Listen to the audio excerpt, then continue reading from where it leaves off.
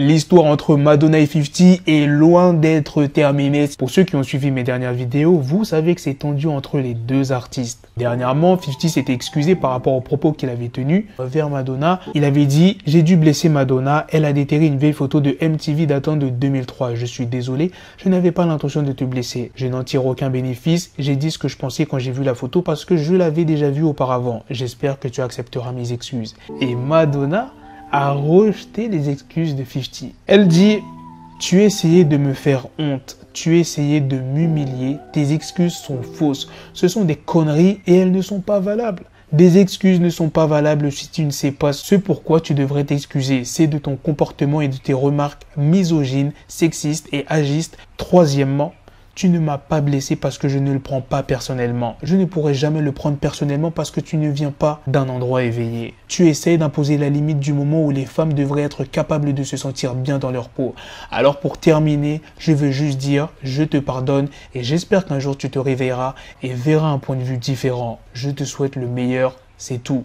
D'accord? Et 50, mesdames et messieurs, a bien évidemment répondu, eh bien, quelle influence positive tu as? LOL, hashtag like Virgin 63 challenge. Je suis désolé que désolé n'ait pas marché. Je suis désolé les gars, je ne peux pas vous montrer la publication de 50. Il y a des fesses de partout. Si vous voulez voir sa publication, vous avez juste à aller sur son compte Insta. Je parle pas beaucoup de cet artiste, mais dernièrement, il y a eu une dinguerie. Rodwave a sorti un morceau où il dit vouloir mettre fin à ses jours. Le morceau en question, c'est Nirvana. Vous allez peut-être avoir du mal à trouver le morceau parce que le morceau a été supprimé. Peut-être que sur YouTube, il y a encore. Je vais vous dire précisément ce qu'il a dit. Si tu entends ça, c'est trop tard. J'ai écrit ça depuis mardi, aujourd'hui vendredi. Ça veut dire que demain, c'est le jour du jugement dernier. J'ai essayé de combattre la douleur, mais elle m'a mangé tout cru. Triste de dire que j'ai perdu une bataille contre mon esprit. Tu devrais être heureux pour moi, mon pote. Plus de souffrance. Nous avons tous un jour. Je suppose que nous nous verrons alors. J'espère que le paradis est réel et qu'un jour, nous serons réunis. Et ne pleure pas pour moi, j'ai eu une vie merveilleuse. J'espère vraiment qu'il ne va pas passer à l'acte parce que là, ça va être trop frère. Déjà dernièrement, on a perdu pas mal d'artistes. Slim 400, Young Dolph. Et là maintenant, on pourrait peut-être perdre Rodwave. Non, c'est pas possible. En tout cas, j'espère qu'il est vraiment entouré de ses proches et qu'il ne fera pas de dinguerie, hein. C'est tout ce qu'on lui souhaite. Le lundi 6 décembre, Mike Tyson s'est exprimé sur Twitter de son premier combat de boxe. Pour mon premier combat, je n'ai gagné que 500 $. Et c'est uniquement parce que quelqu'un a sorti ça de sa poche et me l'a donné.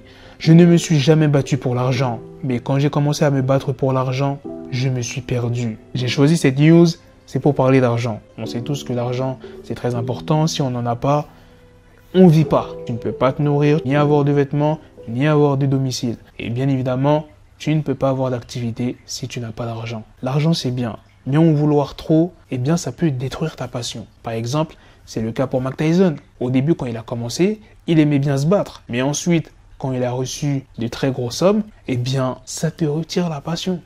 C'est pas seulement pour la boxe, ça peut être pour tout. Acteur, artiste, banquier, médecin, dentiste, avocat. Ça peut être pour tous les métiers. Faut pas à chaque fois vouloir trop d'argent. Bon, il y en a, ils se contentent de ce qu'ils gagnent, tu vois, ils cherchent pas à vouloir absolument plus, mais il y en a, ils sont déjà bien, mais ils veulent toujours plus. Tu vois, ces gens-là, je dirais pas qu'ils seront jamais heureux, mais ça va être compliqué. Je sais pas si vous êtes d'accord avec moi, en tout cas, exprimez-vous dans les commentaires. On va passer à la prochaine news qui est sur Juice WRLD. Je vous ai dit que vendredi, il y a eu son album posthume qui est sorti.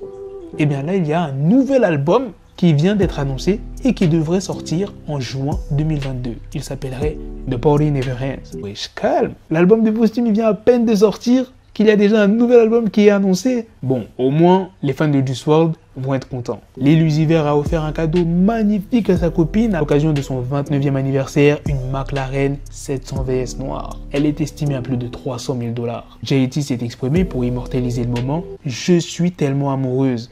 Je n'aurais jamais pensé que je le serais. Je me pince. Et la dernière news est sur Chief Keef qui a annoncé la sortie de son nouvel album. Il sortira le vendredi 17 décembre. Voilà les gars, c'est la fin de cette news. C'est aussi la fin de cette vidéo. Dites-moi dans les commentaires qu'est-ce que vous en pensez de toutes les news que je vous ai présentées sur Madonna, Mike Tyson, Lil Uzi Vert. Sur ce, on se donne rendez-vous très prochainement pour d'autres vidéos news. Prenez soin de vous la famille.